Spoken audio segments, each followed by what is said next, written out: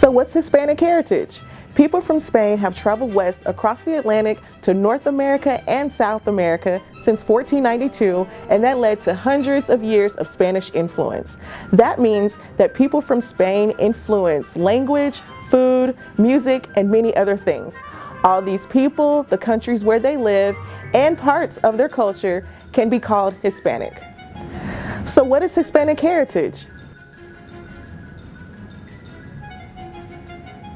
People from Spain have traveled west across the Atlantic since 1492 to North America and South America. This led to hundreds of years of Spanish influence. Let's learn some easy Spanish phrases.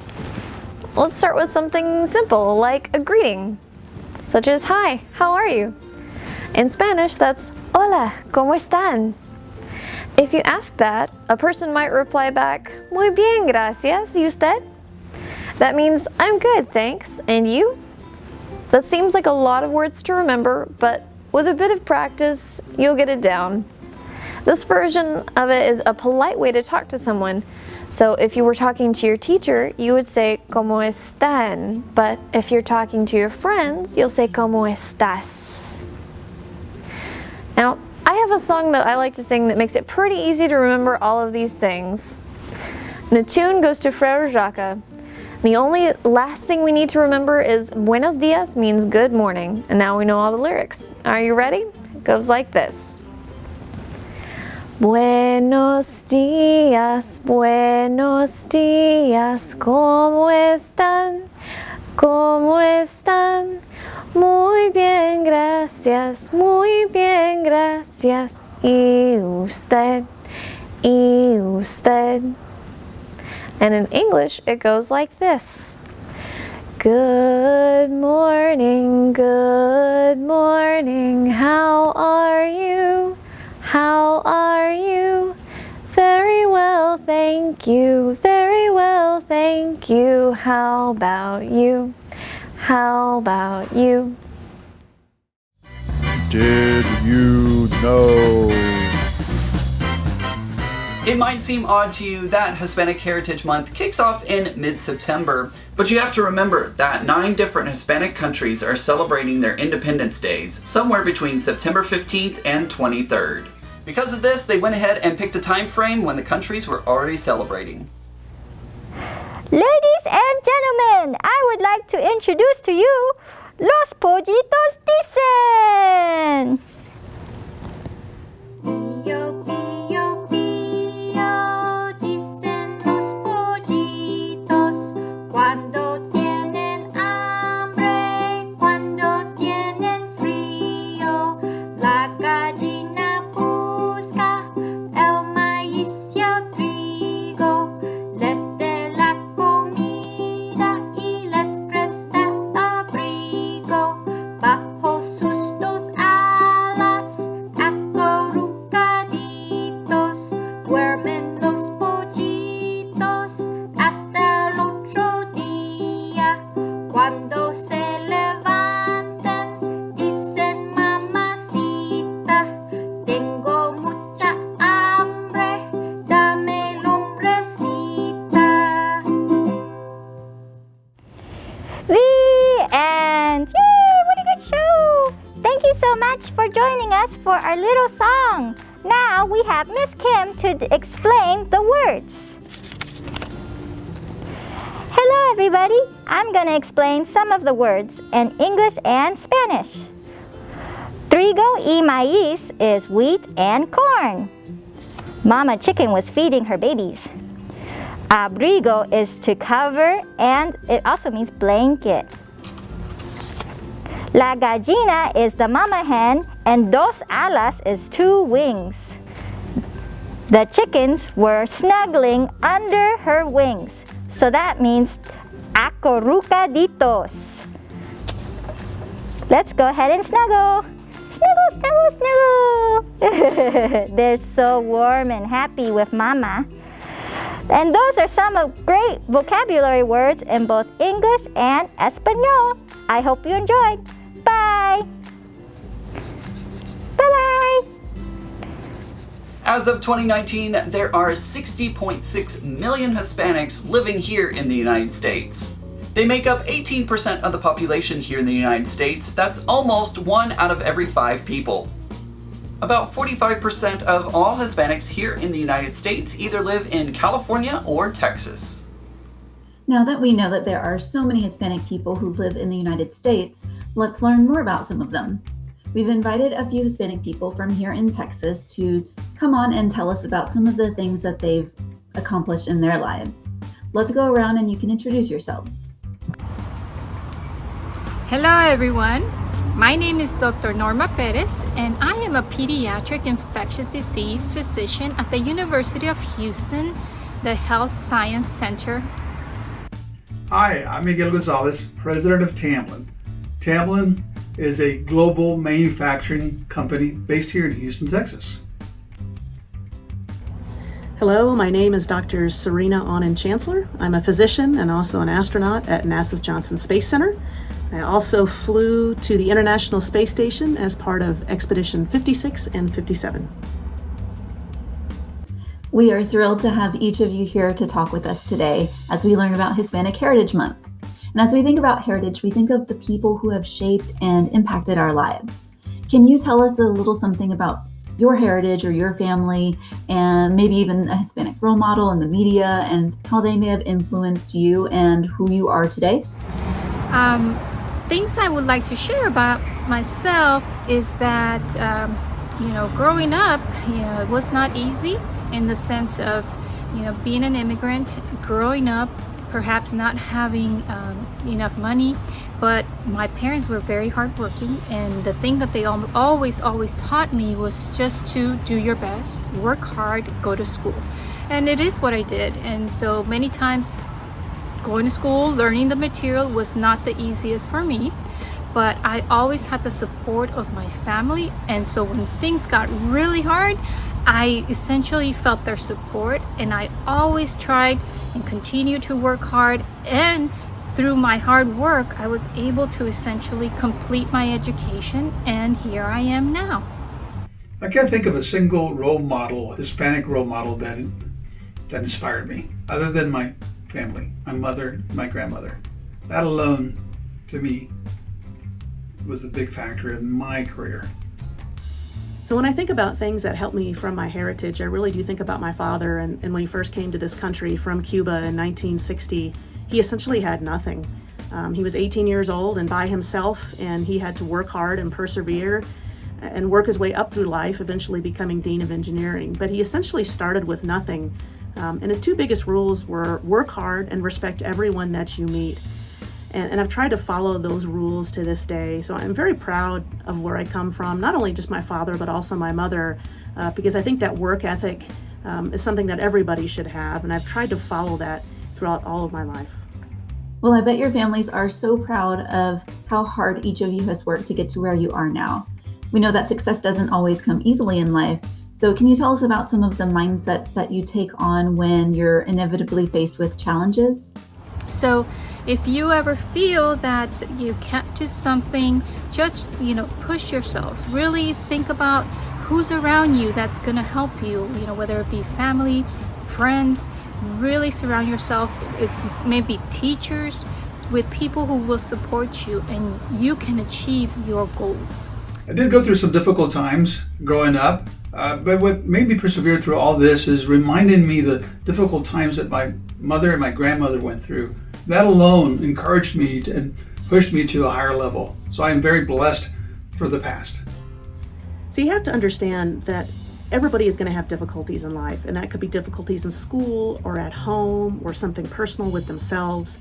I had many difficulties in my training. This was not easy preparing for space flight, whether it was training for 6 hours in our big pool there at the Neutral Buoyancy Laboratory, or robotics, learning how to dock cargo vehicles. And even though sometimes things would get really, really tough, each time I was able to overcome and achieve, it made me that much stronger. And when it makes you that much stronger, then you're able to pass that on to somebody else. And you have to remember, I had to also think a lot of times, it's not just about me. It's about everybody that's looking at me and the mission and depending on me and the job that I need to complete. And that helped me push through when times got really, really tough. That's such a great reminder to push through because we are all connected. Thank you so much for being here. Do you have any final words of advice to share with our friends watching? Keep on having your education. Nobody can take that away from you. Believe in yourselves and you will accomplish great things. Last I leave you, be confident in who you are, in your own skin. We are not promised tomorrow. Make your bed every single morning so that when you come home, that accomplishment alone will encourage you to be better. Again, own it. That's what I tell my team. That's what I leave you with. My piece of advice to you is never stop being curious, never stop asking questions. I often tell kids to bother. Keep bothering people because that's how you learn about their field of work. You learn if it's something that might interest you. It gets you involved in what's going on with science and the outside world. And a lot of kids are very hesitant, especially young women, to ask adults about what they do for a living and what do they do with their job, what research do they do. Don't be afraid, bother. It's the one way you're going to find out and even more so, be able to learn about who you're supposed to become in this world. So let's review what we've learned. Do you remember how to say, I'm good, thanks, and you in Spanish? Muy bien, gracias. ¿Y usted?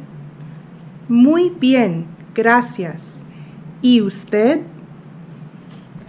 Hi, it's Linda with the Fort Worth Public Library Archives. I'd like to introduce you to Mr. Santiago Diaz.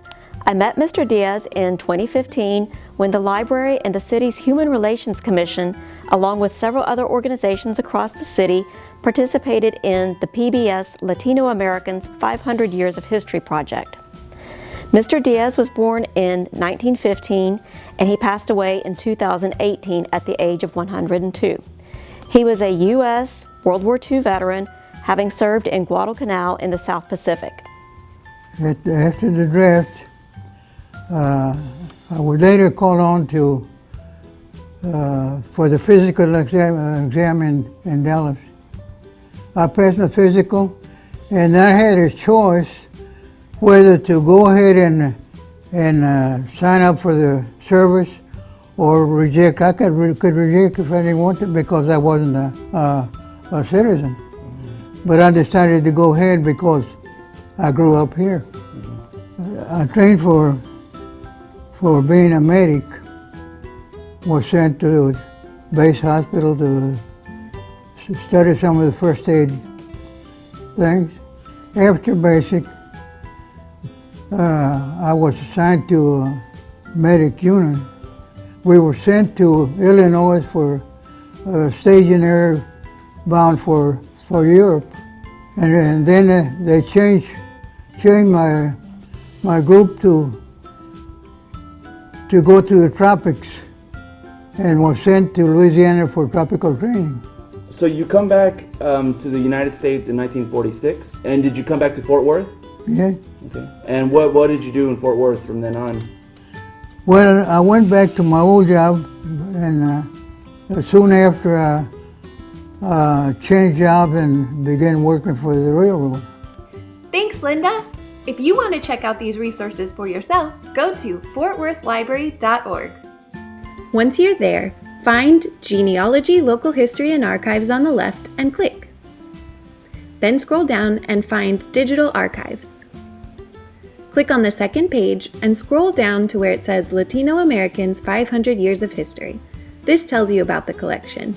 And now you have access to hundreds of photographs, newspaper clippings, videos, and more. Happy exploring! Did you know that there are many places across the United States that have Spanish names? For instance, you've heard of the state of Florida. Well, it actually means flowery in Spanish. Another example would be San Antonio right here in Texas, which is actually St. Anthony. There's also Los Angeles, or the Angels. Another location would be Durango, Colorado, which means beyond the water. And speaking of Colorado, that means red colored. And if you've heard of the state of Nevada, that means snowy mountain range. You also have El Paso, which means the pass. And last but certainly not least, the state of Texas means friends. Welcome to my kitchen. Bienvenidos a mi cocina. Next, we'll be showing you how to make an awesome, savory, creamy, cheesy dish from Honduras called baleadas. We'll be using just a few simple ingredients from the grocery store.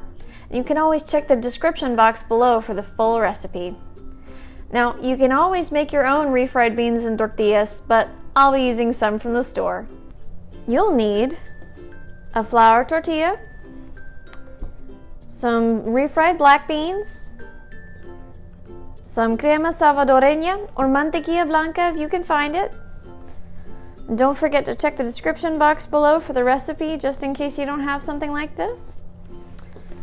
And queso cotija, which is really similar to queso duro, which they use in Honduras.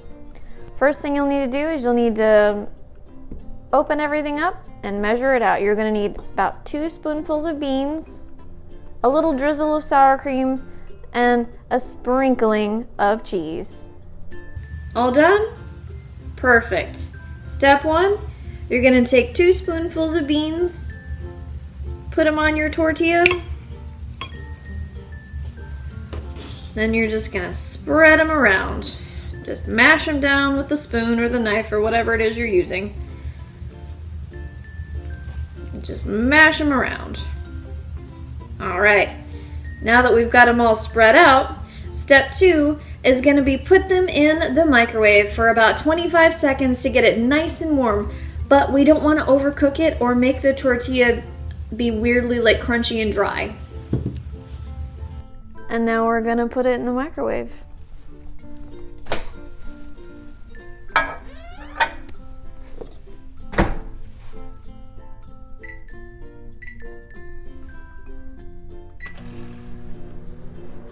And we're going to watch for it and we're going to see. We want to make sure that tortilla doesn't puff up too much, because that's when it's going to get a little bit crunchy.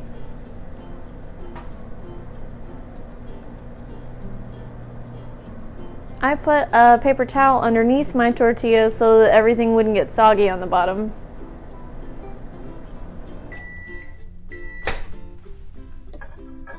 Perfect. Nice and warm and lovely. Next, we're gonna add our crema salvadoreña. And you're just gonna kind of put a couple of teaspoons on there, not like a whole ton. And spread it out just a little. Maybe we'll add a tiny bit more.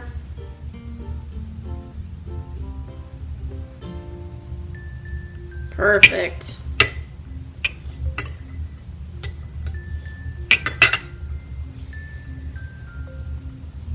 Step 4, we're going to top it with some wonderful crumbly cheese. Just crumble it all over the surface. And step 5 is you mash it together and then you enjoy.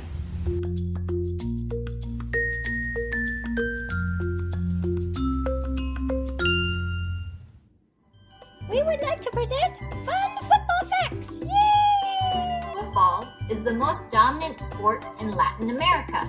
It is so dominant that each country has their own style of play. You can even tell what country players are from by watching their movement and style. Goal! Hispanic music includes many different genres like salsa, merengue, tango, mariachi, cumbia, and Tejano, and the Tejano Hall of Fame inductees, the Latin Express Band, plays all of these and then some. My name is Carlos Saenz. I am the band director of the Latin Express Band for the past 45 years. In 2001, we played for the George Bush inaugural ball in Washington, D.C. In 2008, the Latin Express was inducted into the Tejano Roots Hall of Fame in Alice, Texas, one of the only North Texas bands to ever be inducted into that prestigious museum. In 2016, the city of Fort Worth and Tarrant County proclaimed that March the 31st would be Latin Express Day. We play various types of music, anywhere from jazz, R&B, Tejano of course, cumbias, pop music, and being part of the Stockyard area here in Fort Worth, country and western. Why do you think the Jano and cumbias are prominent within the Hispanic community? The words to the songs are both in Spanish. Both types of music, the songs are in Spanish. Mariachi music started in the early 1920s, 30s, 40s. And then in the 1950s, the accordion was introduced to Tejano music, and from Tone de la Rosa. And then in the 1960s, bands like Isidro Lopez orchestras started resonating, orchestra music, more danceable boleros. So you had bands like Alfonso Ramos, Isidro Lopez, and in the 1970s, the Tejano band evolved into like Little Joe, Latin Breed. There were still big band horn bands. The 1980s, bands like Latin Express, Ram Herrera, Gary Hobbs, and even Selena in the 1980s, the late 1980s, she was doing Tejano music. It wasn't until the 1990s that Selena started doing more cumbias, and the younger generation just gravitated to it, and to this date, the cumbias are dominant. First of all, the instrument that's most dominant on both of those genres is the bass guitar, the drums, the percussion section, and then you add guitar, electric guitar, and piano, and of course the vocals. How is the Latin Express Band helping maintain the future of Tejano music? When I started Latin Express in 1975, I used to teach out of my house students from the 1970s, 80s, and 90s, and even the early 2000s.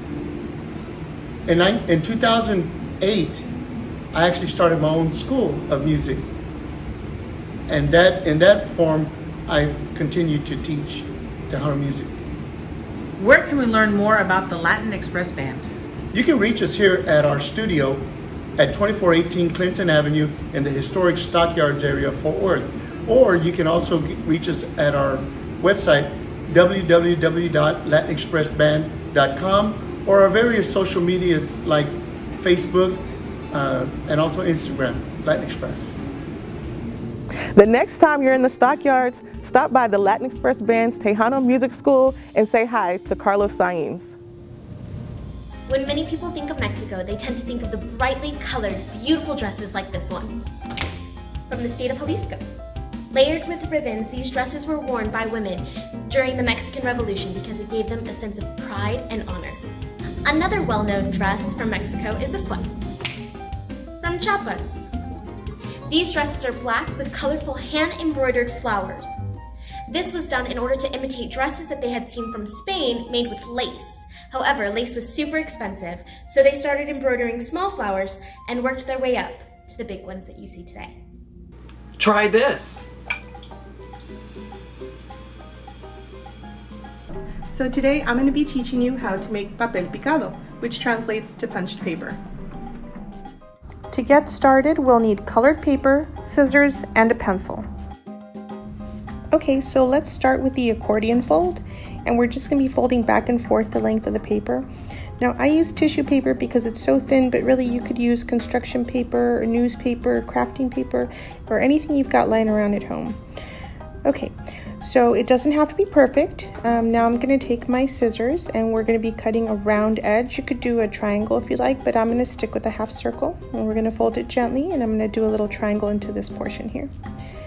Okay, now we're going to unfold it, and that's going to be the bottom of our papel picado. We're going to fold that in half, and then we're going to fold it again in half, and we're going to fold that one more time. And what we're going to do is we're going to take this open end and we're going to clip some triangles into it. And I left a little there. It does not have to be perfect. This is kind of like when we make snowflakes. You know, the imperfections are what make it great. All right, so now we're going to fold our paper in half again. And we're going to fold that once again in half, and we're going to do a little triangle fold here. Right down to the tip, we're going to fold one more time. And then we're going to take it, we're going to clip that little tip off, and this is where your pencil comes in handy. We're going to cut little leaf shapes out of the sides, but if you need something to guide you, a pencil would be great here. Now I'm going to cut some little lines here for decoration. You can cut squares or circles, you can even try to do little hearts. I'm just going to clip these little ends, and then we're going to unfold it, but not all the way. So we can put a little decoration on the spots here that don't have anything on them. So let's fold that again in half, and I'm going to do a couple more triangles since that looks like it's my theme here. All right, and this is the best part. Let's unfold it and see what we have. And there is our papel picado. So now that you know how it's done, I challenge you to get creative and create your own works of art with papel picado. And I can't wait to see what you've created on our Facebook page. Let's review what we've learned. Do you remember how to say good morning in Spanish? Buenos días. Buenos días. Good morning. To learn more about Hispanic heritage and find books by Hispanic authors, just visit fortworthlibrary.org and search our catalog for more resources. To view items in our digital catalog, click Digital, and then scroll down to Overdrive.